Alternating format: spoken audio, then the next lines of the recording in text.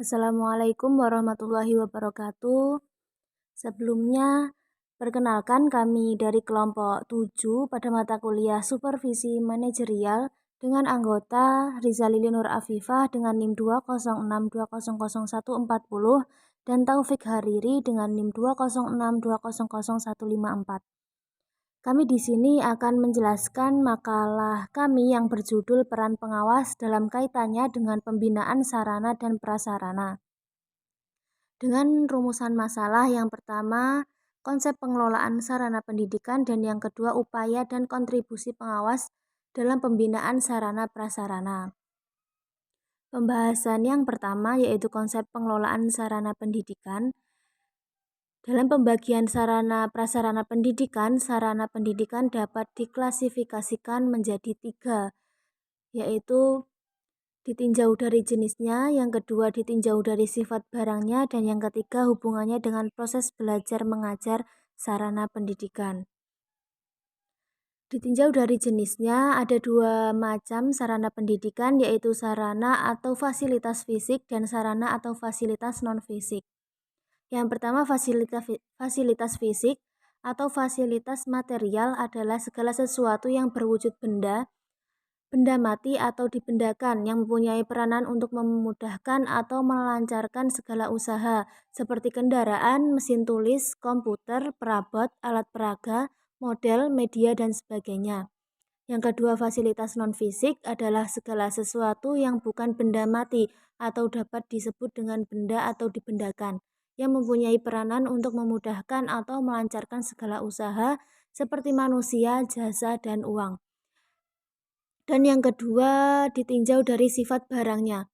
Ditinjau dari sifat barang yang digunakan, ada 2 macam sarana dan prasarana pendidikan, yaitu sarana pendidikan yang bergerak dan sarana pendidikan yang tidak bergerak. Yang pertama, sarana pendidikan yang bergerak adalah sarana pendidikan yang bisa digerakkan atau dipindahkan sesuai dengan kebutuhan pemakainya. Contohnya almari arsip, bangku sekolah, kursi sekolah, dan sebagainya. Dan yang kedua, sarana pendidikan yang tidak bergerak adalah semua sarana pendidikan yang tidak bisa atau relatif sangat sulit untuk dipindahkan, misalnya saluran dari perusahaan daerah air minum atau PDAM. Dan yang ketiga, hubungannya dengan proses belajar mengajar, sarana pendidikan dibedakan menjadi 3 macam. Bila ditinjau dari hubungannya dengan proses belajar mengajar, yaitu yang pertama, alat pelajaran adalah alat yang digunakan secara langsung dalam proses belajar mengajar, misalnya buku, alat tulis, alat peraga, alat praktik, spidol, papan tulis, dan lain sebagainya. Dan yang kedua, alat peraga adalah alat pembantu pendidikan dan pengajaran, dapat berupa perbuatan-perbuatan atau benda-benda yang mudah memberi pengertian kepada anak didik, berturut-turut dari abstrak sampai dengan konkret. Adanya alat peraga sangat mendukung pemahaman daripada si anak, terutama pelajaran yang sifatnya sangat abstrak seperti matematika. Dan yang terakhir yaitu media pengajaran adalah sarana pendidikan yang digunakan sebagai perantara dalam proses belajar mengajar untuk lebih mempertinggi efektivitas dan efisiensi dalam mencapai tujuan pendidikan. Ada 3 jenis media, yaitu media audio, yang kedua media visual, dan yang terakhir media audiovisual. Adapun prasarana pendidikan di sekolah bisa diklasifikasikan menjadi 2 macam, yaitu yang pertama, prasarana pendidikan yang secara langsung digunakan untuk proses belajar mengajar seperti ruang kelas, ruang perpustakaan, ruang laboratorium, dan ruang praktik keterampilan. Dan yang kedua, prasarana sekolah yang keberadaannya tidak digunakan untuk proses belajar mengajar, tetapi secara langsung sangat menunjang terjadinya proses belajar mengajar. Misalnya ruang pimpinan, ruang guru, ruang tata usaha, ruang konseling, ruang UKS, tempat beribadah, ruang organisasi kesiswaan, jamban, gudang, tempat berolahraga, tempat bermain, dan yang terakhir, tempat parkir kendaraan. Baiklah, selanjutnya proses administrasi sarana prasarana pendidikan. Yang pertama, perencanaan barang. Suatu kegiatan administrasi yang baik harus diawali dengan suatu perencanaan. perencanaan yang matang dan baik dilaksanakan demi menghindari kesalahan dan kegagalan yang diinginkan. Kemudian yang kedua, pengadaan barang. Pengadaan merupakan segala kegiatan untuk menyediakan semua keperluan barang, benda, dan jasa bagi keperluan pelaksanaan tugas. Selanjutnya ketiga, inventaris sarana dan prasarana pendidikan. Salah satu aktivitas dalam pengelolaan perlengkapan pendidikan di sekolah yang mencatat semua perlengkapan yang dimiliki oleh sekolah. Kemudian yang keempat, penyaluran barang. Penyaluran barang merupakan kegiatan yang menyangkut pemindahan barang dan tanggung jawab dari instansi pemegang yang satu kepada instansi pemegang yang lain. Selanjutnya yang kelima, pemanfaatan dan pemeliharaan barang. Kegiatan terus-menerus untuk mengusahakan agar barang atau bahan lembaga tetap dalam keadaan baik atau siap untuk dipakai.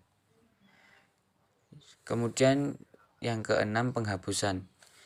Penghapusan merupakan suatu kegiatan yang bertujuan untuk mengeluarkan atau menghilangkan barang-barang milik negara dari daftar inventaris negara berdasarkan peraturan perundang-undangan yang berlaku. Kemudian yang ketujuh, yaitu pengawasan. Pengawasan bukan merupakan suatu pengaturan yang kaku dan akan membatasi ruang gerak masing-masing fungsi pengelolaan.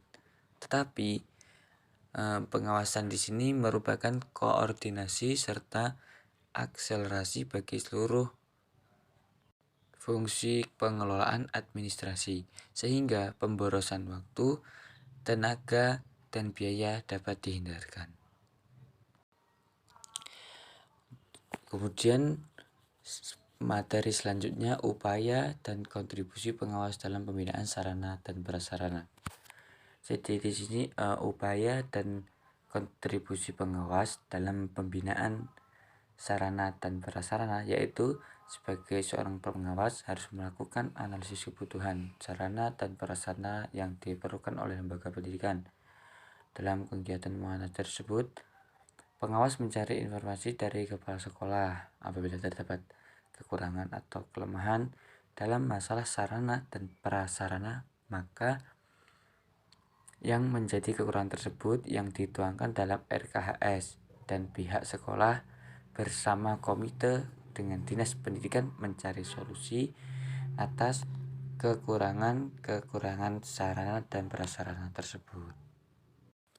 Mungkin hanya itu materi yang dapat kami sampaikan. Apabila ada yang kurang jelas ataupun teman-teman yang belum paham, bisa ditanyakan. Kami akhiri. Wassalamualaikum warahmatullahi wabarakatuh.